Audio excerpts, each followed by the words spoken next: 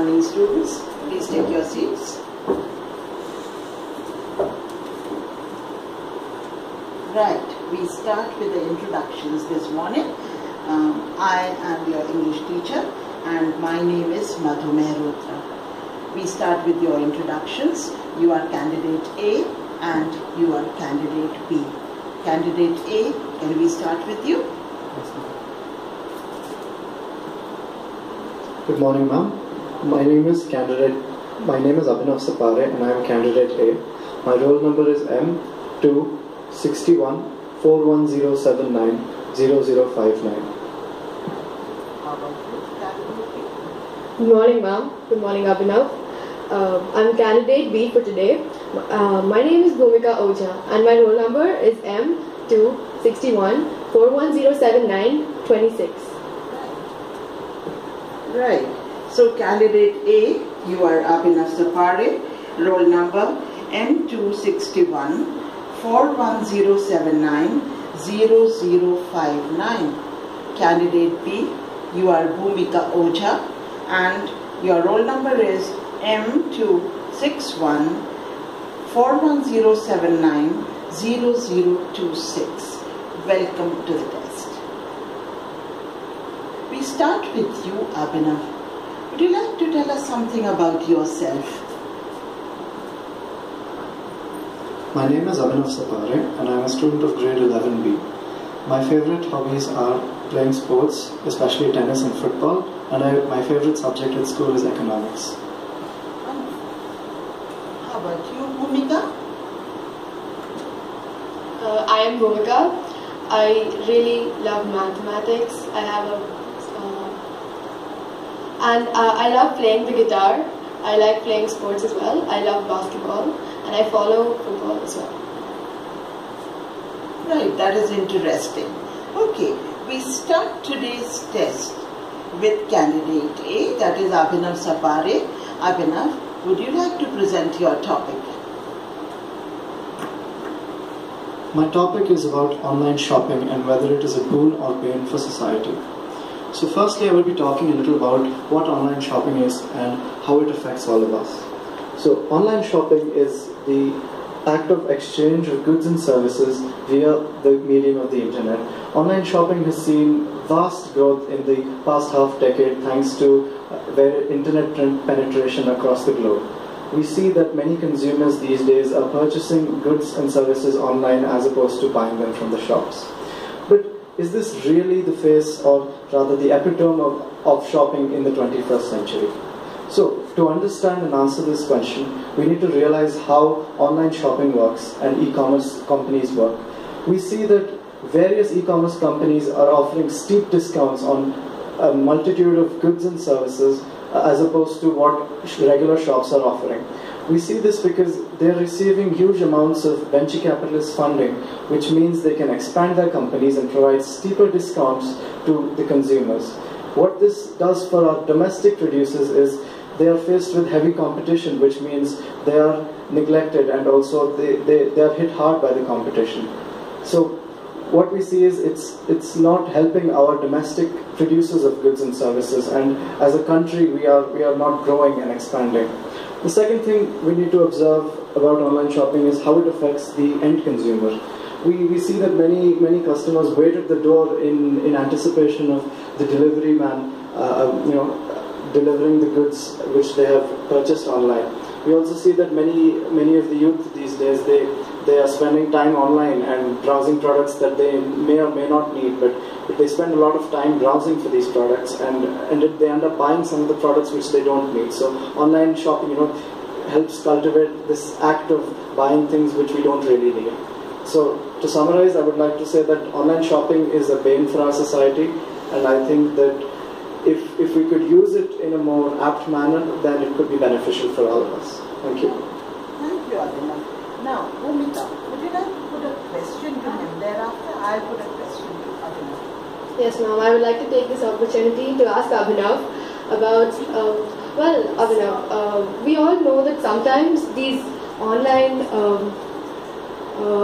products turn out to be pre-used and malfunctioning and a lot of problems like that. What would you like to say about that? I think you've raised a very valid question over there. Many of the e-commerce companies do provide and guarantee genuine goods and services, but it has come to a lot of people's notice that some of these goods are used and they're not genuine products. There are various online forums which provide complaint, which are a form of complaint redressal, which means that consumers can post their complaints online, and then these e-commerce companies can address these issues. Right. I'll put a question to you, Abhinav. When most of your friends are shopping online, why not online shopping for you? Have you had a sad experience somewhere? It's not about the experience. I've had rather a good experience with online shopping, but I feel that the time factor is very important. It cultivates a habit of browsing online and spending unnecessary time online, which could be used for a lot of other activities which are more productive. So, I think that online shopping should be minimized as opposed to promoting it compared to regular shopping. Right. Thank you. Now it's your turn, Bhumika. Would you like to present your topic? Thank you, ma'am. I have chosen the topic ebooks versus books. Well, we all know that collecting ebooks is pretty simple for anybody. All you have to do is download them. No maintenance. It's all a virtual library of your own. You can unlock them perfectly. It's all neat, no mess. And we can even choose books that aren't available in our country or region. You have books like that, and you can download the ebooks, and that makes things easier for you. Also, ebooks are easy to access if you are connected to the internet. Most of us have 24/7 internet connection, and that makes things really easy. And we can choose between a lot of books, and even switch between a lot of books, like read one book, drop it, read the other book, and drop it. So we have lots of options when it comes to ebooks. But I would say that I prefer books over ebooks. It's to the plain fact that I love the feel of books. It's beautiful to collect books, and the joy of passing over books from one generation to the other. In my case, it's from me to my younger brother, or even my mom to me. It progresses like that, one generation to another. The whole feeling is priceless, and having books in your possession is another feeling. It's joyous, totally priceless. So if I had to make a decision between ebooks and normal books, I would definitely go for normal books. Right. Abhinav, what a question. Yeah, I'd like to ask you, Bhumika, do you see the future for normal books existing? Do you feel that normal books will exist as time progresses, as technology advances? Do you feel that we'll only have ebooks, or do you think that normal books will still continue? Well, we have all seen ebooks are pretty ubiquitous in today's day.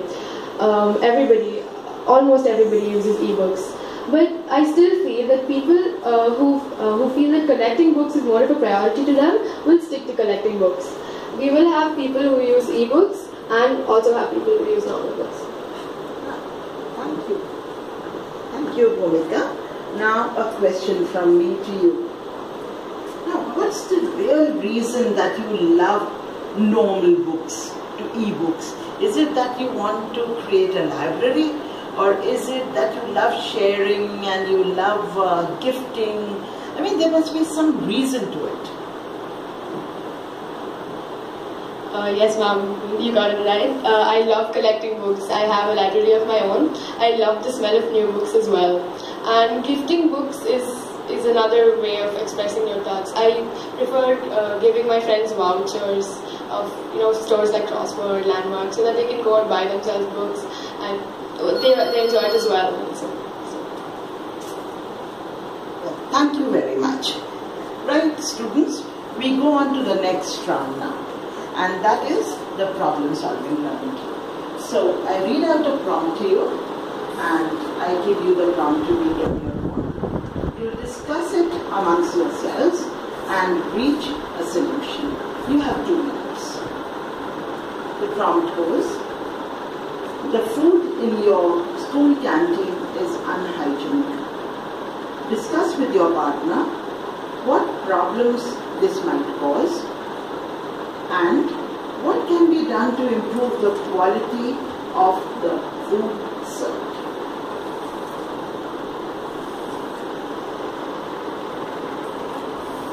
Okay, so if we had unhygienic school and food, I think it would create a problem for a lot of the people using the school canteen. There are a large number of students who use the school canteen every day, and I think unhygienic food would cause illnesses among all of them, and illnesses would mean absences from school, and absences from school would lead to lower grades and lesser academics being taught at school, and we'd have a major illness of some sort of mini epidemic going on in the school. What's your view? Yes, Abhinav. We have a lot of hostelers, and all the hostelers take to the canteen food, so that's one big reason. And we have lots of epidemics breaking out: dysentery, cholera, diarrhea. These aren't epidemics, but unhygienic food can lead to such problems. And as you said, absences, lower grades, these are basic problems. And also, I think a solution for this would be we ask our parents to, we tell our parents what we like and they make it for us. Something like that? Yes, I think that's a good suggestion, especially for the people who are opting school canteen food for the sole reason that they don't like their parents' food. Another thing that we could do probably to improve the quality of the food service, to deal directly with the canteen people itself and make sure that the school management is doing something about this. So if we put a note forward to them, perhaps they would be able to help sort out the issue. Now, don't you think it would be a good idea to even have a canteen rep from amongst the students, who could take views from all the students, what they like, what they don't like, and a kind of general check on the canteen by the student community themselves, because they are the largest consumers. What do you feel about this? Yeah, I definitely feel this needs to be done. I think if we have a canteen representative as part of the school council, then it would be beneficial for everybody, as he or she would ensure that the products that are being served in the canteen are up to the mark and consumable. I agree with you, Abhinav. What's better than a student council to address our problems? We need a school representative who will take care of our canteen food. Thank you very much. Have a good day.